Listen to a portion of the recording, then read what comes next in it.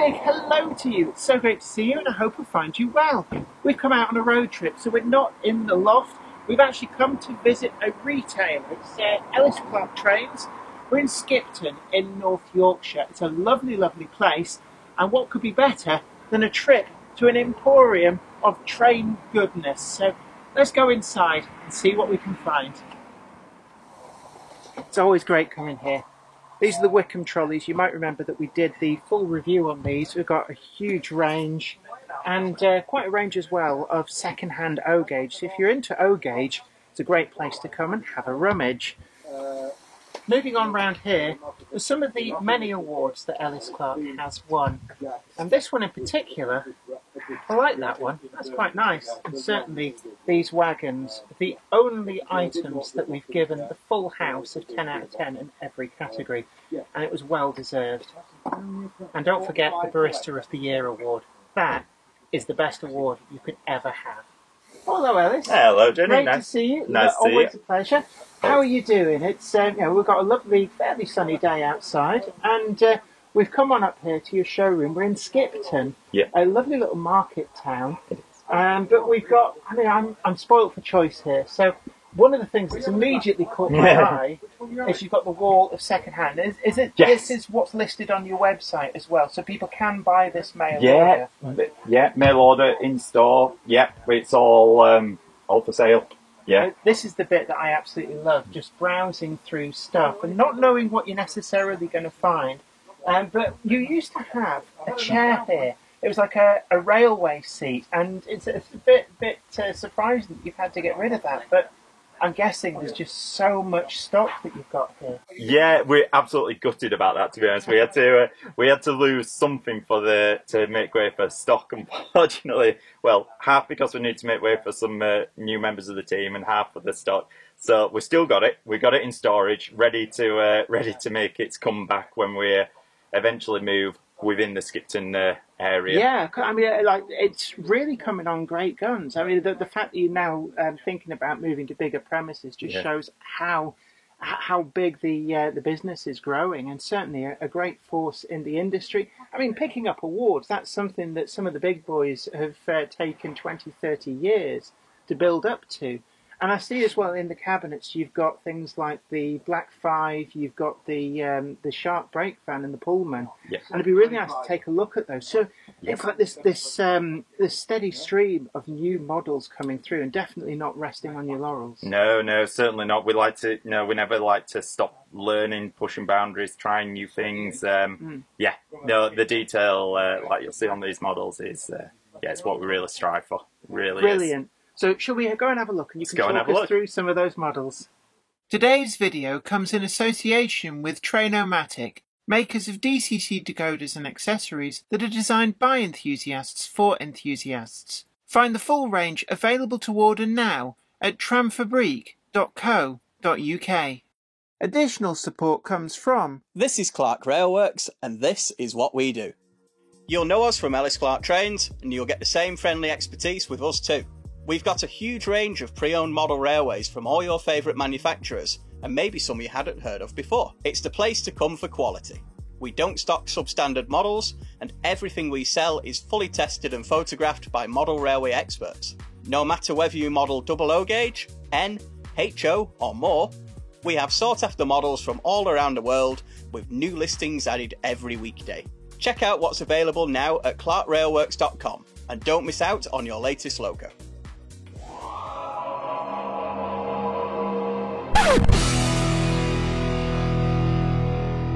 When you've got it this way up, I mean, look at the detail on those bogies as well. And of course, it being the EP, you've got the colours to highlight different bits, so you can actually see stuff and see what are separate parts. Yeah. And it really does highlight how much is going on with this in terms of separate detail. That is really nice. I mean, even down to... that's the band wheel that would drive the dynamo on the axle there. I've never seen that modelled before. And it's got pickups on all wheels. So I take it it's fitted with full lighting. Ceiling lights and table lights, yeah. So does it need a DCC decoder, or is it done through reed switches? Comes straight through the track power via the pickups. It's also fitted with rollable bearings on each axle as well. Oh, right. So if you put it on any sort of slant, it just rolls off. In fact, our cabinet has a very, very slight bow on one of the shelves, and it keeps rolling into the middle out of place. I can imagine, you know, the builder told me he got this perfect. Yeah.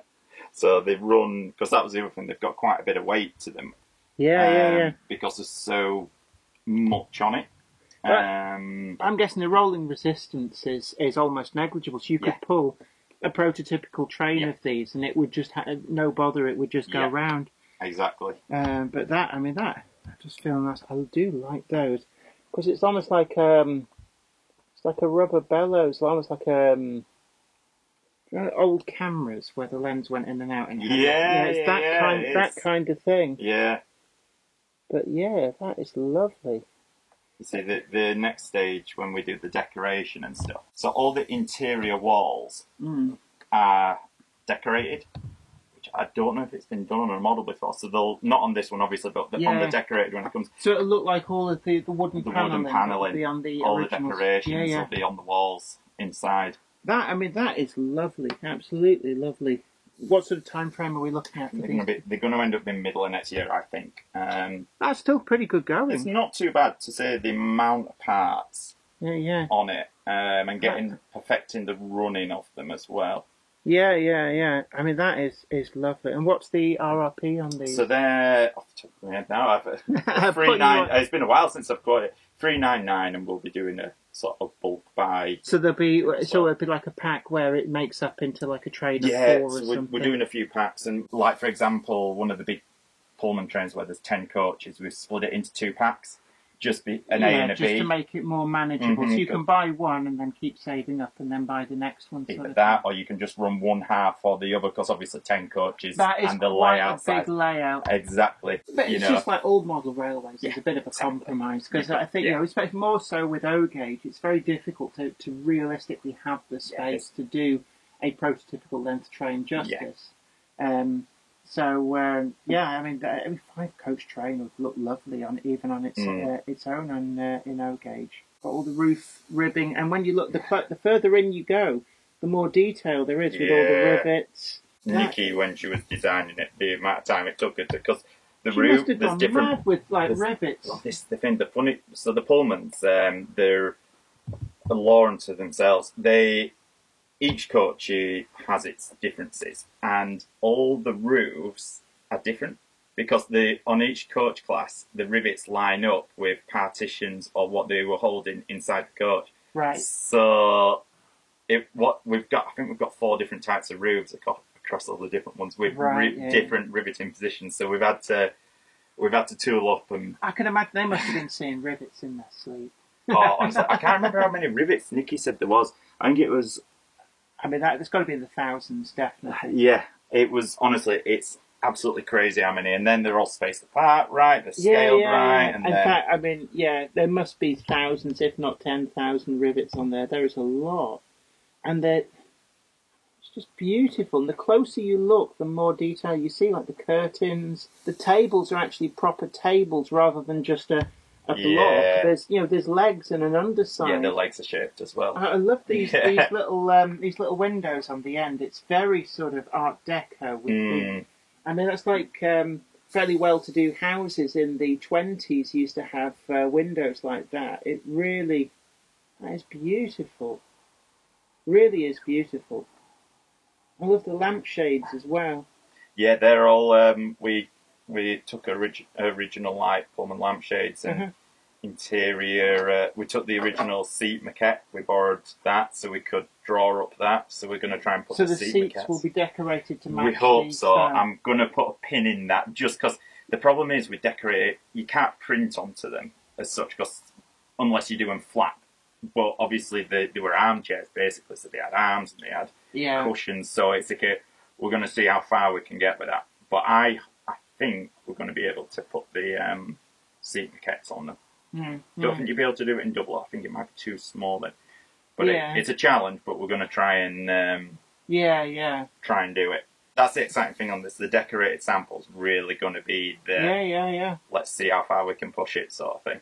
I mean, the thing with it is you look at it and it's like, how could you make it even better? It's like there's nothing left to do. It's Yeah. if you told me, it's like, oh, you remember that machine in Honey, I Shrunk the Kids? It turns out it was real, and we used it, and what you're actually holding is a real Pullman car. Yeah.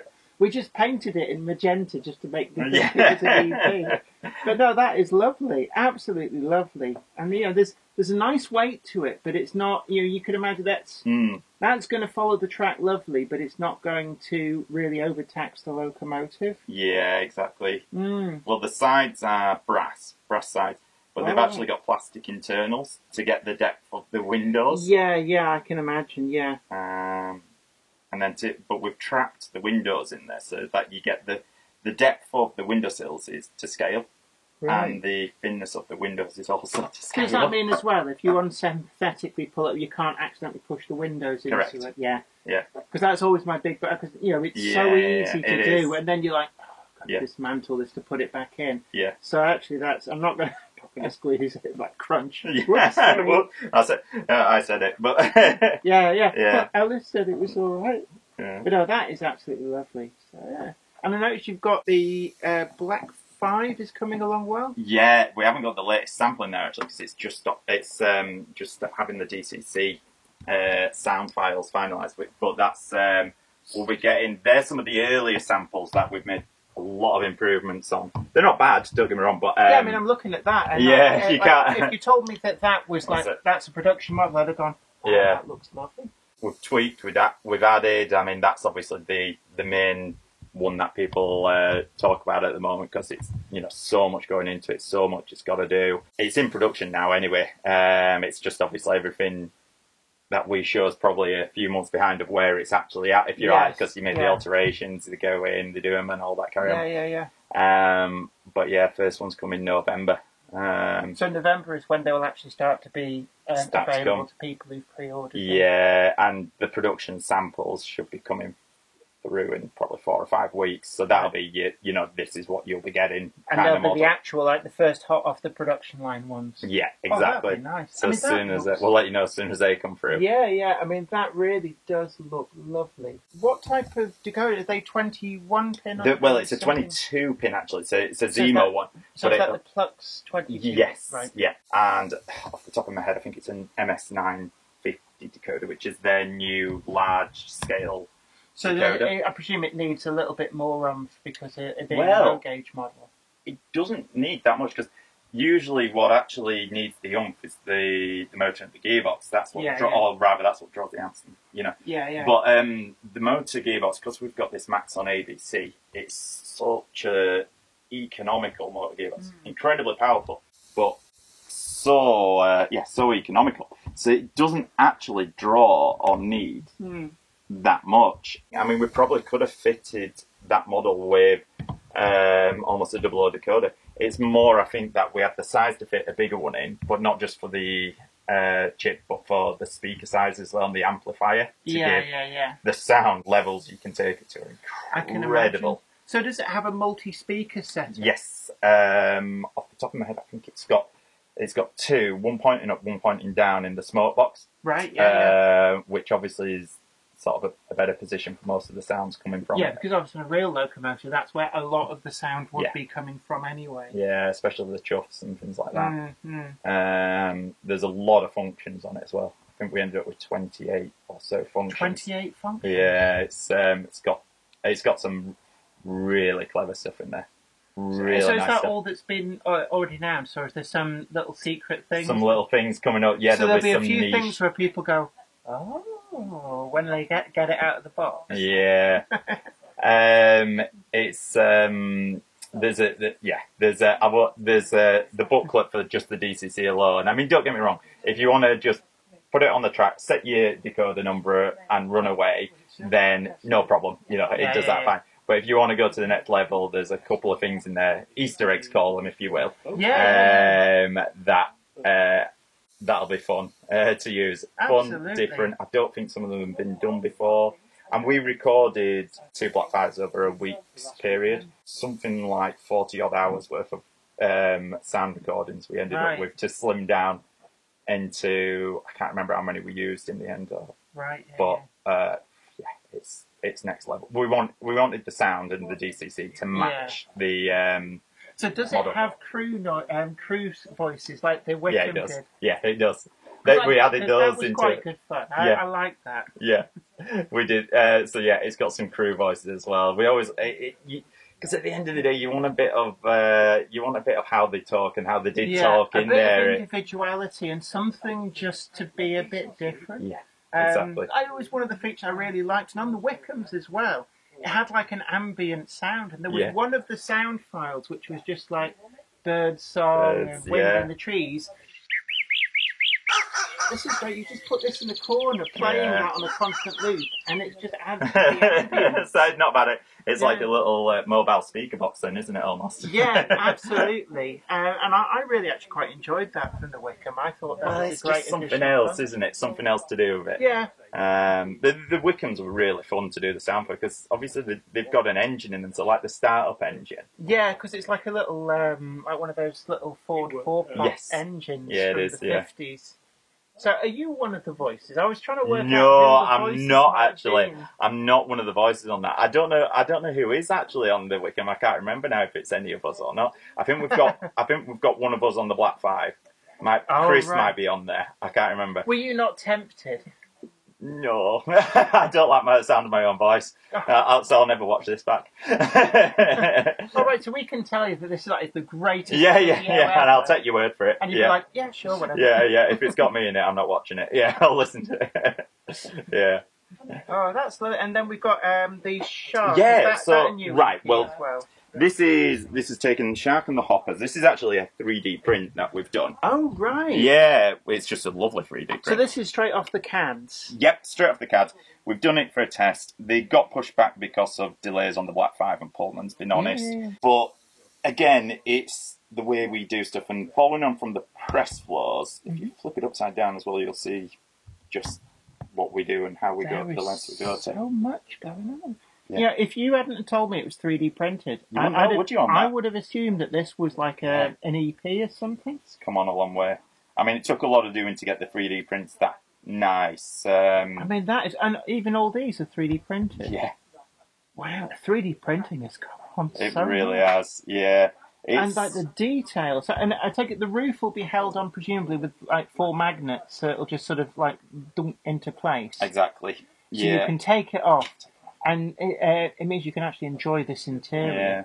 I mean, particular bit we like is the mechanism on the hand wheel there. So you've actually got you've got the little spur gears. Yeah. And underneath the snowplows as well. Yeah. They're going to be sprung loaded, so you can lower and raise them on the model. So when you say lower and raise them, so these snowplows can go closer to the track or further away. But it won't be like by spinning this way. No, I wish it was. Maybe in the future will DCC operate the lowering and raising of the snowplows. That's one of the things which, DCC, there's so much more you can actually do with it. That I guess is sort of like a big untapped area. Because people think of it as like, oh, we've got sound, we've got lights, what else is there? And you think, well, you could have like opening and closing doors on a passenger train. You could have... you've got a lovely crane tank up there. You can imagine having a crane tank where you could control the crane and do things with it. And there's like lots of different things like that. And we started to see a few things start to explore where we've got the pantographs on locomotives. You can raise and lower them. Yeah. And it's like there's still a lot left that you can do. It's really limited only by imagination as much as anything. Totally agree. I think that's going to be one of the exciting things over the years. Is what can what more can be done with that? Like you say, sounds is one thing, and then operating is is another. And then that's going to be obviously sort of joined by the C-cars and so the full shebang that you need for the engineers training. Exactly. They're great. And the thing about the Shark is it's probably one of the longest lasting items of rolling stock because they go right back to the steam era. Yep. And then right forward to post privatisation, EWS livery and such like. I guess they're pretty much the final brake vans. You're probably right. Actually, so that they've got a real kind of presence and heft to them. They do. There's loads at the Pres Railways as well. There's loads of them. Yeah. So it's quite a. I mean, obviously, for the job that they did as well, they're a very useful. Oh, absolutely. And are you going to, in the accessories, are you going to have an old car tyre? Because I see a lot of them. They chuck an old car tyre here and it kind of clears the ballast off the tops of the sleeve. Good point. Actually, I hadn't thought about that, but it's not a bad idea, actually. So I like that. It's an optional accessory, Yeah. a kind of half-crushed car tyre that you can hook on the front. It's not a bad idea. I mean, that's one of the beauties, isn't it, of model railways, the dressing up side of it and putting little bits and it's bobs. like the unique little details that personalise it and go like, this is my brake van. There are many others like it, but this is mine because it's got these little bits that just stand it apart. Yeah, exactly. Well, we've got a little competition now coming up on the Wickham's. Sort of show us your Wickham's, show us what you've done. Because again, we've had so many customers get in touch with with what they've done to the Wickham's and how they've dressed them up. Because they were obviously a cheap and cheerful little thing on the railway, so they got dressed up and did all sorts and got banged about a lot as well. To be honest, there's a lot of dents and scratches on them, and there's pictures of that over the years. But loads of people, like you say, have dressed them up and put tools, crew, curtains, like toolboxes and things in the trailer that follows them. Have you had one done up like the one that's in the Great St. Trinian's train? We haven't tapped into that yet. With 4 school teachers, I'm like... That's one we haven't done yet, actually. Neil's done quite a few, because when he does his weathering service and it's all bespoke, people have he did one with curtains on, did one with curtains and windows, and then little things with the crew, and lots of rust spotting on them and things like that. I mean, some of them you should see the grills where the engine is and stuff like that. Yeah, you get all the crusty deposits and where the antifreezers leaked over and squashed flies and stuff. Yeah, exactly. Yeah, there's not many that are in nice condition. Yeah. I think a lot of people buy them and restore them though. So I've got the goodies, and it's a bit like Auntie Wainwright's shop. I can't come here without buying something, and there is such an amazing choice of different bits and pieces. So 3 locomotives to add to the collection. I'm going to have to go before I spend too much, but thank you so much for having us here. At all. And you're open Monday to Friday, 9 till 5, and then Saturdays 10 till 4 and 10 Saturdays. till 4. And of course you're doing shows as well. What's the next show that people can see? I think we've got Gets coming up in middle of October. I think that's 14th, 15th of October. And just before that, we've got an O-Gauge get together down at I think that's at the Severn Valley. We're doing that as well. So yeah. And it's always worth coming and having a look at your store because you have a lot of stuff that isn't necessarily out in the showroom, like wagons and other bits and pieces. So it's always a great little bargain hunt. Yeah. But thank you so much for having us. No problem. And we're going to make the road trip home. And Skipton is a lovely place to come and visit as well. So you might as well make a day of it, see the castle, have a look. I think it's market day today as well. So thank you so much. No problem, Jenny. Take care. Great to see you. See you later. Take care. Well, we've had a great day here. We've got some bargains. We're going to road trip at home. And a big thank you to Ellis Clark and all the team for putting up with us filming in their showroom. It's well worth a visit. Do come on up here if you're in North Yorkshire, over near Skipton. And there's the MC and Bolton Abbey Steam Railway close by as well. So it's a great day out. Let's get in the car and head for home. Today's video comes in association with Trainomatic, makers of DCT decoders and accessories that are designed by enthusiasts for enthusiasts. Find the full range available to order now at tramfabrique.co.uk. Additional support is provided by... This is Clark Railworks, and this is what we do. You'll know us from Ellis Clark Trains, and you'll get the same friendly expertise with us too. We've got a huge range of pre-owned model railways from all your favourite manufacturers, and maybe some you hadn't heard of before. It's the place to come for quality. We don't stock substandard models, and everything we sell is fully tested and photographed by model railway experts. No matter whether you model double O gauge, N, HO or more, we have sought after models from all around the world with new listings added every weekday. Check out what's available now at clarkrailworks.com and don't miss out on your latest logo. I'd like to thank everybody over on Patreon, and an extra special huge thanks goes out to our Patreon heroes. Without you guys over on Patreon, we really wouldn't be able to keep making the video content that you see on this channel. And don't forget that you can also head on over to patreon.com/Jennifer Kirk and check out the different tiers of rewards. Thank you so much. You are absolute legends.